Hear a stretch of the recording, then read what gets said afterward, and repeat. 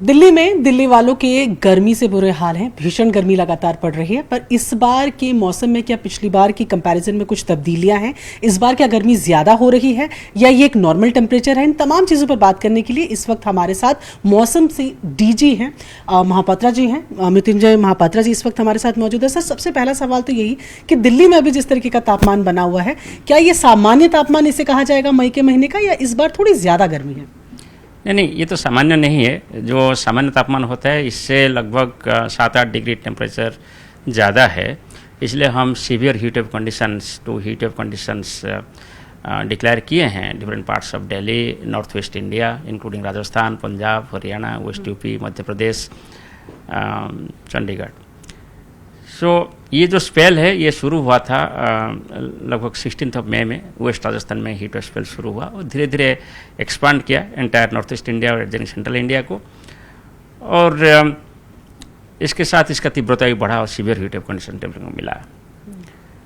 और दिल्ली का जो आप टेम्परेचर का कंपेयर करेंगे पास्ट ईयर्स का, कि यस्टरडे 1-2 स्टेशन दिल्ली में ये हाईएस्ट टेम्परेचर रिकॉर्ड किए हैं, जो हमारा रिकॉर्ड हमारे पास है।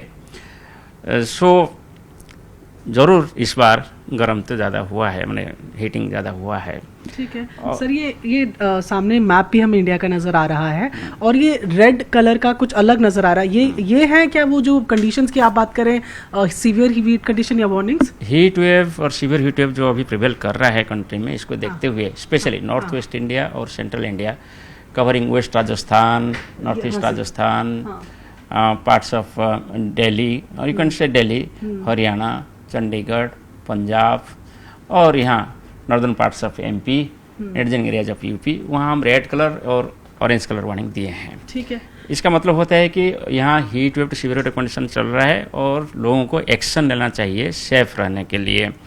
और ये सभी को देखते हुए हम कंटिन्यूसली इसको मॉनिटर कर रहे हैं और सभी लोगों के पास, डिजास्टर मैनेजर्स के पास इसको भेज रहे हैं। ठीक है सर, एक सवाल जो इस बार उठ रहा है वो ये है कि दिल्ली में आमतौर पे हम 4 स्टेशंस की ही रीडिंग्स को देखते हैं जिनके साथ हम दिल्ली का तापमान मानते हैं, लेकिन इस बार जो सब स्टेशंस है, ये जो दूसरे स्टेशंस है, जैसे मुंगेशपुर की बात की जाए, नजफगढ़ की बात की जाए, नरेला की बात की जाए, तकरीबन 50 तक टेम्परेचर कल मुंगेशपुर में 49.9 था, नरेला में 49.9 था। तो ये तापमान दिल्ली के बाकी तापमान से अलग कैसे होते हैं, और इसके पीछे क्या कोई और थ्योरी है कि हम इसको दिल्ली का तापमान, मतलब मुख्य तौर पर दिल्ली का तापमान नहीं मानते? देखिए, पहले हमारे पास सिर्फ 5 ऑब्जर्वेटरी था जहाँ की डिपार्टमेंटल लोग ऑब्जर्वेशन लेते हैं मैनुअली विथ एग्जिस्टिंग थर्मोमीटर्स। अभी हमने बहुत सारे ऑटोमेटेड वेदर स्टेशंस लगाया है कंट्री में और दिल्ली में भी, और ऑटोमेटेड वेदर स्टेशन में कंटिन्यूसली टेम्परेचर भी मेजर हो रहा है, इसके साथ other parameters like rainfall, wind speed, wind direction वगैरह भी मेजर हो रहा है, प्रेशर भी। सो आप जब दिल्ली में सिर्फ 5 जगह में टेम्परेचर देख रहे थे, जो 5 जगह के अलावा अभी 10 जगह 15 जगह ज़्यादा हो गया जहाँ आप टेम्परेचर देख रहे हैं। सो दिल्ली का डिफरेंट पार्ट्स में कैसे टेम्परेचर है इसका अनुभव हमको अभी मिल रहा है और इसका डाटा भी मिल रहा है। दिल्ली एक बड़े शहर है, कोई भी बड़े शहर में आप देखेंगे बहुत कंक्रीट स्ट्रक्चर होता है और कुछ जगह में ऐसे होता है कि वेजिटेशन कम होता है, पॉपुलेशन डेंसिटी ज़्यादा होता है। सो इसको देखते हुए कोई भी एक शहर के अंदर लार्ज वेरिएशन होता है टेम्परेचर का, एंड स्पेशली आप देखेंगे तो central part of the city जो होता है इसमें ज़्यादा गर्मी होता है कंक्रीट स्ट्रक्चर की वजह से, और आउटस्कर्ट्स में देखेंगे टेम्परेचर कम होता है। सो इसीलिए जैसे आपने बताया कुछ ऐसे जगह होगा जहाँ टेम्परेचर नॉर्मली जो एग्जिस्टिंग लॉन्ग टर्म टेम्परेचर आ रहे हैं इससे ज़्यादा टेम्परेचर रिकॉर्ड होगा।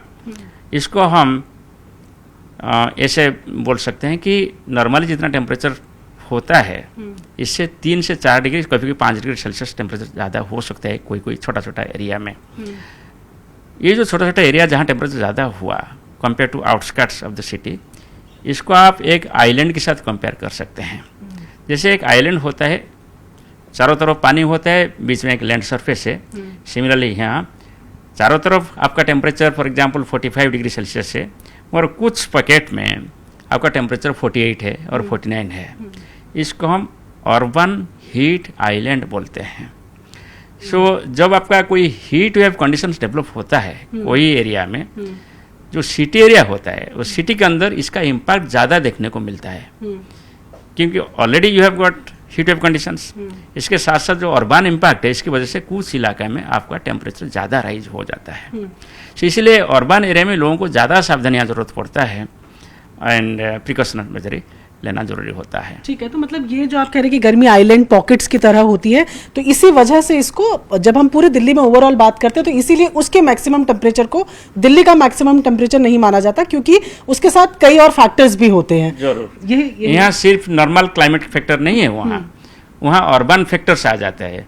जैसे आपका कितना स्ट्रक्चर है, वहाँ कंक्रीट स्ट्रक्चर है, रोड्स कितना कंक्रीट है, और वहाँ पेड़ वगैरह है कि नहीं, फॉरेस्ट है कि नहीं, और वाटर बॉडी है कि नहीं, वो सभी जब नहीं होता, ऐसे भी ज़्यादा हो जाता है कंक्रीट स्ट्रक्चर, तो अकॉर्डिंगली आपका टेम्परेचर ज़्यादा डेवलप हो जाता है। और एक बात है कि वेंटिलेशन नहीं हो पाता है, जब बहुत सारे आपका कंक्रीट बिल्डिंग है, वेंटिलेशन नहीं हो पाता है, वो हीट एनर्जी वहीं ट्रैप्ड हो जाता है, इसलिए भी ज़्यादा टेम्परेचर बढ़ जाता है। ठीक है सर, तो ये मैप में जो लाल लाल दिख रहा है दिल्ली के आसपास, इसके ऑरेंज होने की या येलो होने की या ग्रीन होने के चांसेस कब तक है? जी, ये आज का वार्निंग मैप है। सो आज हम यही एक्सपेक्ट कर रहे हैं कि जहाँ रेड कलर है वहाँ सबसे ज़्यादा heat wave to severe heat wave condition develop होगा, फॉलोड बाई जो ऑरेंज मैप है। हमारा पूर्वानुमान है कि कल से यानी 30 तारीख से टेम्परेचर में डिक्रीज देखने को मिल सकता है नॉर्थ वेस्ट इंडिया में। इसका रीजन यही है कि एक वेस्टर्न डिस्टर्बेंस अभी नॉर्थ वेस्ट इंडिया की तरफ आगे बढ़ रहा है, और इसका इम्पैक्ट में कहीं कहीं थंडरस्टॉर्म्स या रेनफॉल भी हो सकता है, प्लेन्स में भी अपार्ट फ्रॉम हिल एरियाज। और जब ये थंडरस्टॉर्म या रेन होता है तब तो टेम्परेचर गिरावट हो जाता है। और दूसरा रीजन ये है कि अरेबियन सी से साउथ वेस्टर्ली विंड, दक्षिण पश्चिम दिशा से विंड्स नॉर्थ ईस्ट इंडिया की तरफ आ रहा है, जिसकी वजह से हम अभी आज वार्निंग कम कर दिए हैं साउथ राजस्थान पे, सदर्न पार्ट्स ऑफ एमपी पे।